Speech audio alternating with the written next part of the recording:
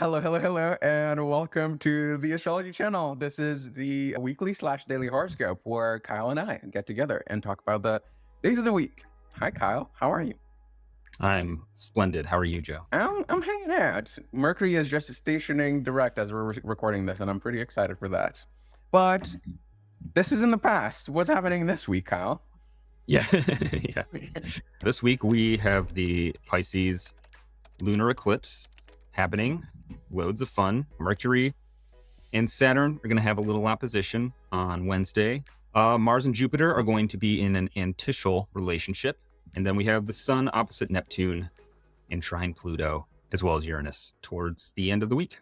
Nice. Well, with that, let's get into our first day of the week. First day of the week is, of course, Monday, the moon's day, September 16th.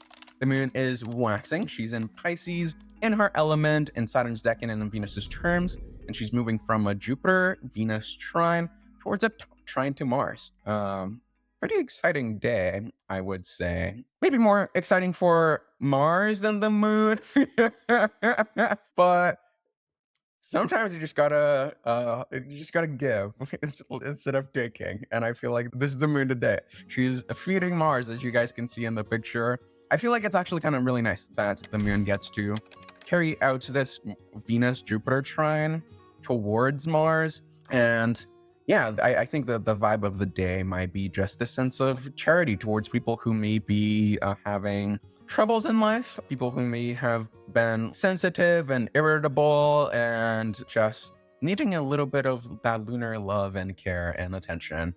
I think that the only downside of today is that we're getting close to that eclipse window. The moon is with Saturn also. There may be the sense that while we're being charitable, we may be giving things that maybe we don't have to give. I think that can be the stress point of a moon in Pisces like this. It's kind of like you're overly empathizing to the point where you're giving things that you really should keep to yourself before you go full Oprah mode.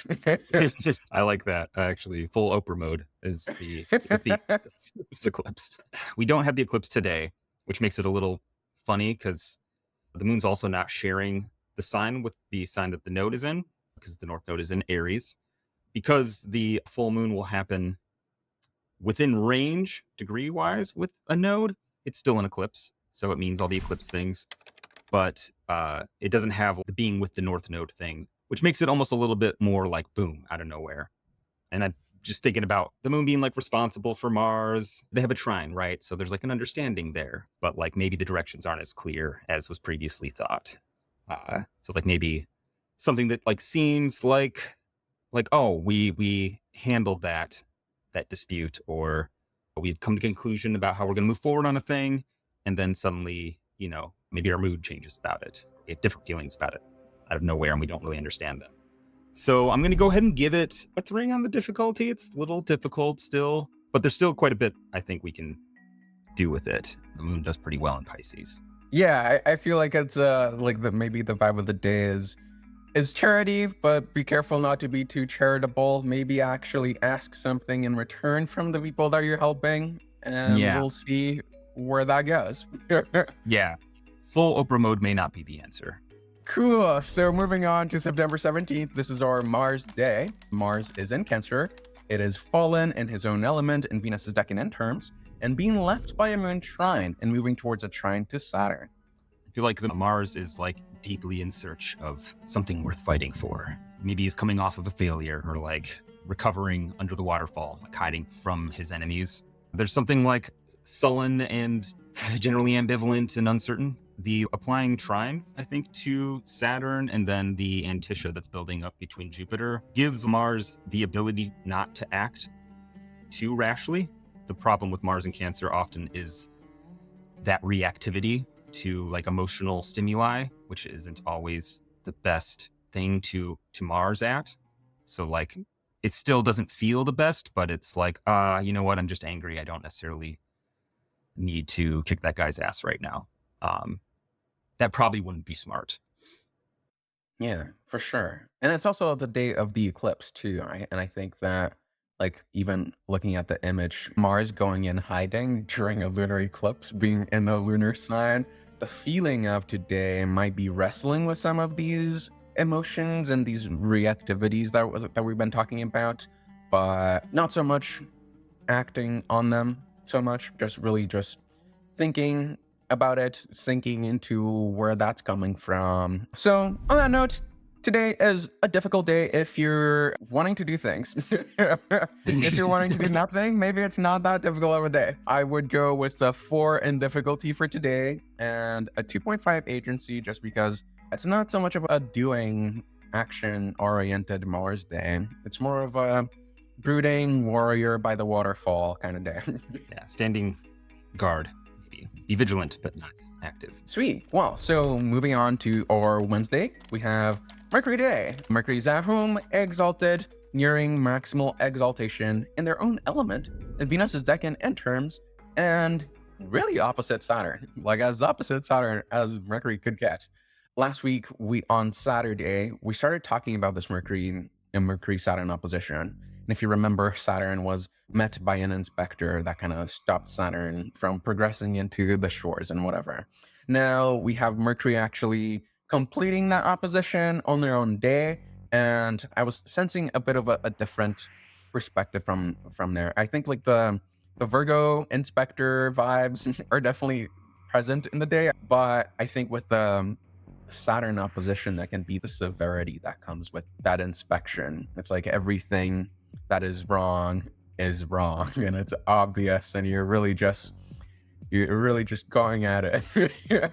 And the image, we have this inspector person walking towards a swampy little house. I was imagining that this is an old house that is being refurbished to be sold to a new family that will then live happily ever after in there.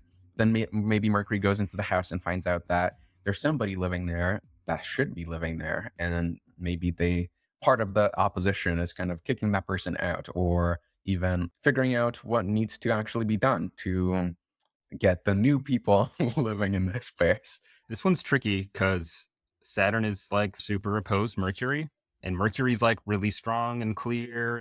And I feel like there's a lot that can be done with it. There's a lot of like sorting and organizing, maybe some of the ways of perceiving the world that are not necessarily true or valid or rooted in reality, or like ways of communicating those things in like a useful way. Maybe finally sitting down and writing that fantasy novel, or like sorting through your false beliefs and true beliefs.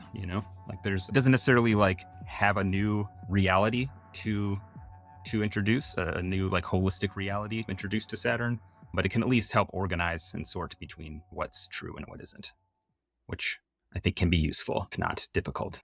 Yeah, I think maybe the key word for the day is just scrutiny. It's a day of scrutiny, whether good or bad. Things will be revealed. So I think fair to give it a pretty high difficulty rating of about 4, we'll say. And if you can get over the hurdle of the Saturn opposition, you can actually do a lot of probably very interesting things with that. Still a good like writing day if you're willing to like sit at your desk for an hour or two to like let the clarity come in. It's like breaking through the writer's block, but you have to break through it. Yeah. Awesome. Cool. Moving on, we go to our Thursday. This is Jupiter's day, September 19th. Jupiter is still in detriment in his element, in the sun's decan and in Mars's terms, soon receiving a sextile from the moon and being received by Mercury through a square in Mars's antiscial, and also slowing down. Jupiter is getting busy today. Jupiter is in kind of a tricky spot right now. It's getting toward a like heavier section of Gemini, where Mars and Saturn have like more influence, we'll say. And like the pressure for focus and like choosing between things is getting heavier, higher. And Jupiter doesn't like to do that. Jupiter wants to keep everybody on board. So there's tough decisions sort of getting placed on Jupiter's table that it doesn't necessarily want to make, doesn't necessarily have to immediately. And I think Mercury being in Virgo and receiving Jupiter, even through a square, is helpful for creating a to-do list or triaging the decisions you have to make. Like, well, this one I have to make now. This one I can put off for a couple weeks. Yeah, I feel like it's a step in the right direction for Jupiter, but Jupiter's slowing down, so it's not like we're really getting things done. It's like the first step, but then we realize that we actually have to redo some things. Jupiter just last week, Jupiter had opened all the boxes, all the gears were everywhere, things start spinning, and then maybe there is this sort of with Jupiter and Gemini, like the excitement to like, hey, like I can actually get these things done. But then the Mercury reception through the square is like, actually, you just have to look at the blueprint. We're not putting all these things together just yet. Please just look at the blueprint because then at least you know what you'll be doing. So it's kind of like going back to basics. There's a risk for like overly rash, overly emotional decision making for decisions that don't actually need to be made yet, being overly decisive Yeah. or reactive. Well, and on that note, I think today is pretty middling. We gave it a 3 difficulty, not too difficult, but we gave it a 3.5 agency. I feel like that Mercury reception really gives Jupiter a lot of support that Jupiter needs right now. I think just to lean on that agency, we just have to be willing to slow down and backtrack and do all those things. All right, moving on. We go to September 20th. That is our Friday, or last Friday with Venus in Libra. Tears, for sure. But Venus is at home in Libra, out of her element, in Jupiter's decan and her own terms, moving towards a mutual square to Pluto. And in this image, we have Venus pointing towards the sky, the lawyer of the gods. I just had this image of Venus just bringing balance and lawfulness to the, or at least trying to bring all of that to the whole entire zodiac. I feel like that can be the Pluto square too. They're just like, let's be maximalist about this. Let's go everywhere. Law and justice for everyone. Maybe the Oprah mode is just getting spilled over into our Friday as well. Last week we had a very benevolent Venus, and I feel like we continue on that trend, especially now with Venus in her own terms. And I think that one of the things we can expect today is maybe for this sense of like wrongs being set right, or for justice to be delivered in one way or another. And I think that the interesting balance between that is that with justice being delivered, with having this sort of victorious moment, I feel like we also get a bit of the celebratory aspects of Venus come through too. It's like, after I won the case, let's go party like it's 99 or whatever. Yeah.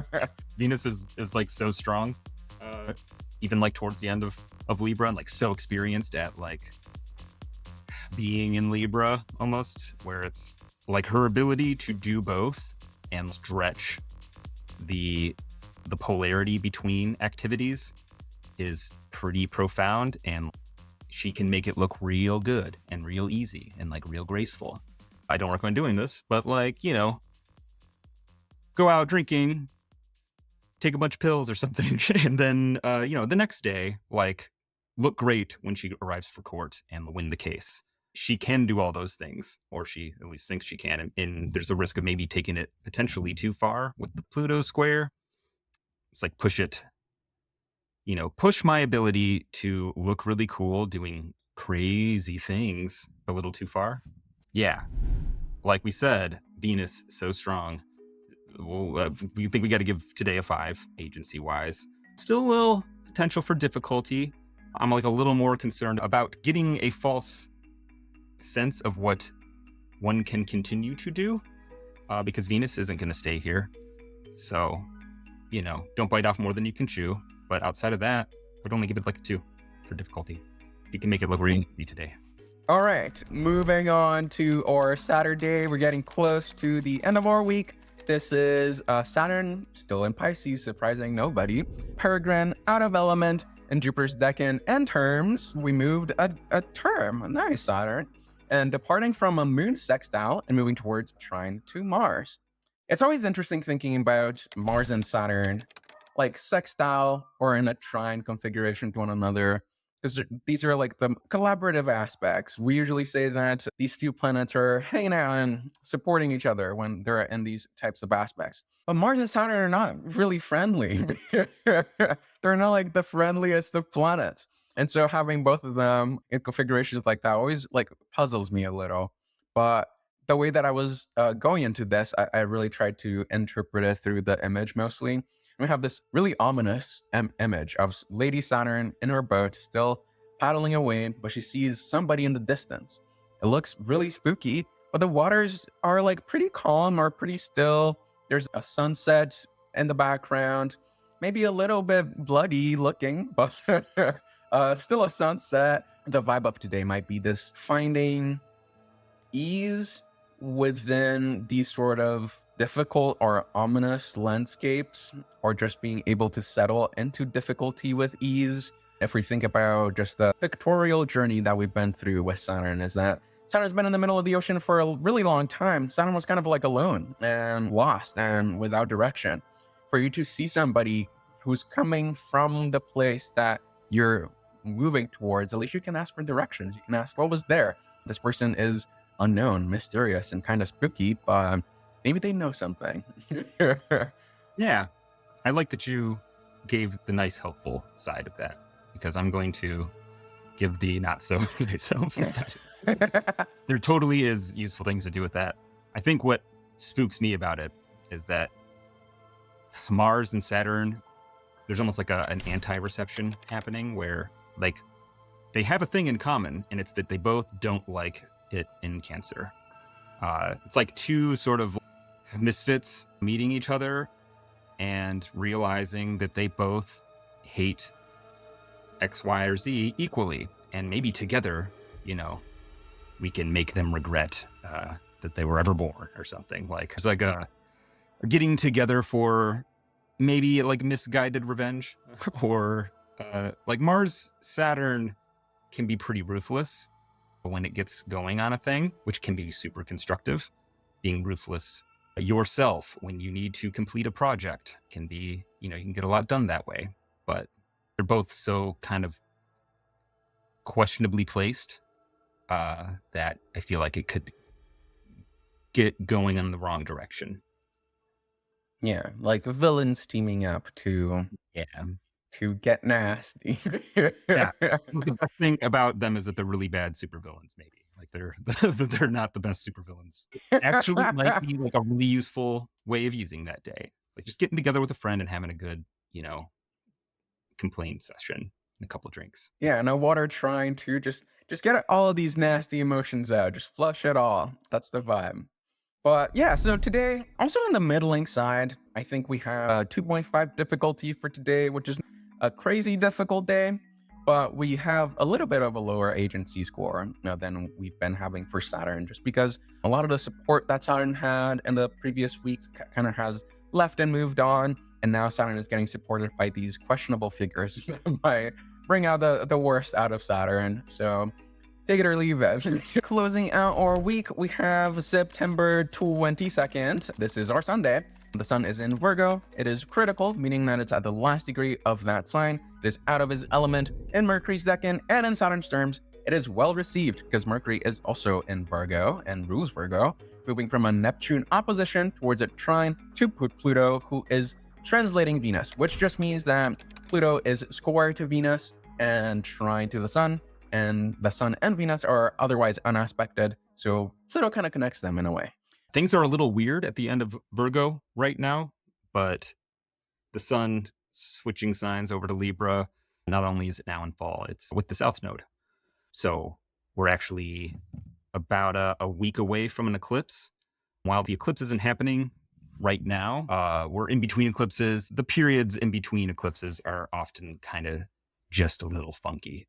The sun and its solar principles are in pretty bad shape, I would say, today. Sun's in Libra, where it doesn't like to be, and it's with the South Node. I would say the best thing about it is that the sun's tendency to like over-identify with the other in Libra and get confused about itself and others is sort of muted along with the rest of the sun's significations with the South Node, which kind of helps. It's less sun, but it's also less of the sun and Libra problems. Yeah, I think maybe the key thing of today is just like the ability to stand out and gather attention, like things like marketing and all these like solar things are at a loss. It's like hard to grab people's attention, hard to stand out, hard to find that unshakable sense of optimism that can come with the sun. I feel like there's just it's just not a happy-go-lucky sun. Maybe it's more of the introspective sort of seeing without seeing sun. It's the inward sun, not the outward sun. It's like tapping into your inner knowing as opposed to tapping into actually being able to see things out there in the world very clearly. Last week we had drunken street performer Sun writing a song that nobody was listening except this one guy who was inspired by it and went off to become famous, except the Sun didn't. And now the Sun is getting swindled by a questionable spirit into a cave who holds a golden pomegranate. I was thinking about this through the Pluto translating Venus situation, Venus in Libra, and just the sort of going into the cave, going to this mysterious sort of space. And I guess that can be a metaphor for what we were just talking about with like the inward sun, like finding the light from within as opposed to the light outside of the world. And there's also a question like, is this pomegranate food or is it poison? Like, is this spirit good or is it evil? There's all these sorts of mutable questions around the sun being at the last degree, because mutability is always kind of like both and. So it's like the spirit is is drawing me in, but what is it drawing me towards? If we read that as like it's still that same street performer from last week, maybe going into that cave they'll find their true calling. Maybe they're never meant to be a musician in the first place, and there'll be something else.